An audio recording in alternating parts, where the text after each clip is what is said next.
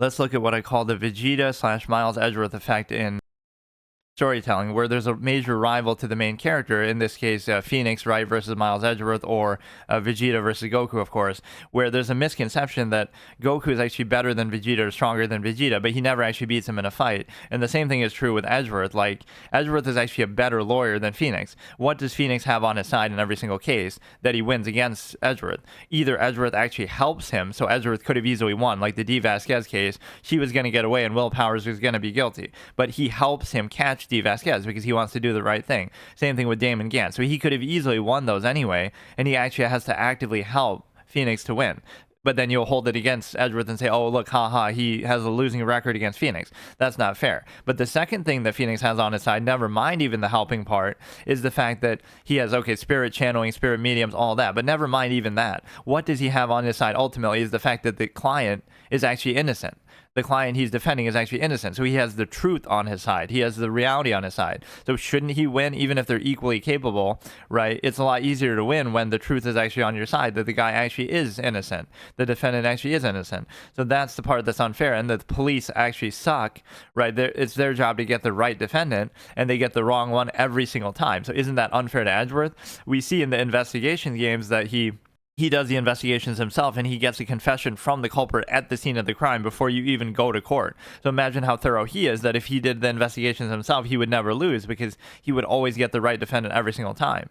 And of course, he does beat Phoenix in the one case where it's the Mad on Guard case, which you could say Phoenix helps him there too, but they're kind of both helping each other. It just shows you if the client is actually guilty, right, he would win every time. And of course, with Vegeta, the original fight between Goku and Vegeta is that it's like a 4v1 where there's Yajirobe and Krillin and Gohan and all these different people helping, right? And Goku's on his back, totally knocked out, and Vegeta's still standing. So he's highly durable. He's definitely more capable, even with the plot device of Kaioken, whatever, right? Vegeta's clearly stronger. And so even though Vegeta himself has very high standards and says, oh, I was toppled by a piece of low-level trash, like later on, technically, if you're fair about it, it's a 4v1 fight that's completely unfair. He's outnumbered, right, and he still effectively wins, or at least it's a draw despite all that help. So it's not really fair to him at all. So how could you consider that a loss, even though he does, because he has such high, unrealistic standards? And then the Majin Vegeta fight, yes, Goku could have gone Super Saiyan 3, so I guess I'll hold that in the caveat. But besides that, you know, Goku and Vegeta is basically a draw. They're about to go fight Boo, or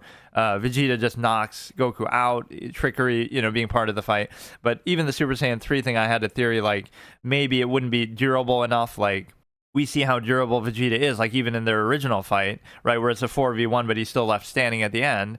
Same thing like with against Kid Buu, even though he's not nearly as strong as Kid Buu, right? Even if we assume Kid Buu is as strong as Super Saiyan 3 or more powerful, and Super Saiyan 2 Vegeta is fighting in both cases, right? Even though boosted by the Majin effect, etc. The point is that wouldn't Super Saiyan 3 burn out before he can finish Vegeta off? So like he would, the way he's sort of charging up against Kid Buu, like, oh, I need Vegeta to delay him for 10 minutes, and then it keeps going on and on. So the Super Saiyan 3 might be more powerful than Vegeta, but it would also burn out very quickly, where then Vegeta would take advantage. He would sort of outlast it and win. Even though that's just my own pet theory, it's still the point that he doesn't use it, and I would like to argue that Vegeta's durability would make it very difficult for him to win that fight, even using it, because, again, it's a longevity endurance battle against a highly durable opponent. Yes, you might be more powerful, but by the time that really takes its effect, you would already have burned out, and now you'll be exhausted and not able to do anything, and then he'll destroy you with whatever little energy he has left. But regardless of that, he never actually beats him in a fight properly, so the whole perception that he's better is not even really valid, especially the first fight.